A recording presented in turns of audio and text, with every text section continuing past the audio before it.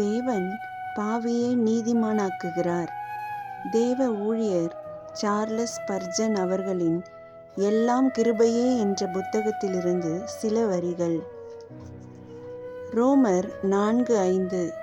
ஒருவன் கிரியை செய்யாமல் பாவியை நீதிமானாக்குகிறவரிடத்தில் விசுவாசம் வைக்கிறவனாயிருந்தால் அவனுடைய விசுவாசமே அவனுக்கு நீதியாக எண்ணப்படும்.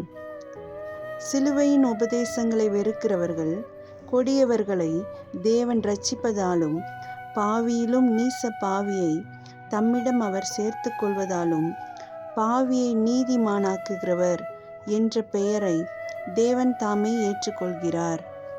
அவர் அநீதி உள்ளவர்களை நீதிமான்களாக்கி தண்டனைக்குரியவர்களை மன்னித்து தயைக்கு அருகதை இல்லாதோர்க்கு தயை காண்பிக்கிறார். நாம் நம் இருதயங்களின் இயல்பான சட்டத்தின்படி எப்போதும் நம் சுய நீதியை குறித்தும் சுய தகுதியை குறித்தும் பேசி தேவனுடைய கவனத்தை ஈர்க்கும் வகையில் நம்மில் நிச்சயமாய் ஏதோ ஒன்று உண்டு என்று அசைக்க முடியாத எண்ணம் கொண்டிருக்கிறோம்.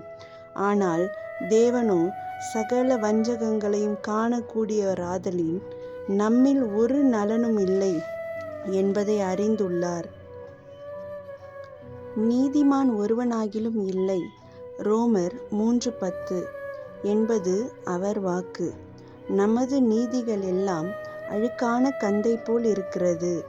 ஏசாயா 64:6 என்பதை அவர் உணர்ந்திருப்பதால் மனிதரிடையே நன்மையையும் நீதியையும் நாடி ஆண்டவரான இயேசு உலகத்துக்கு வராமல் அவை ஏதுமில்லா மாந்தர்க்கு அவற்றை வழங்க நன்மையையும் நீதியையும் அவர் தம்முடன் கொணர்ந்தார்.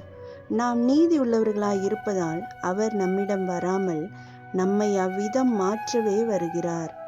அவர் பாவிகளை நீதிமான்களாக்குகிறார்.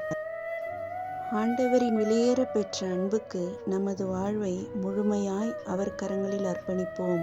ஆமேன்.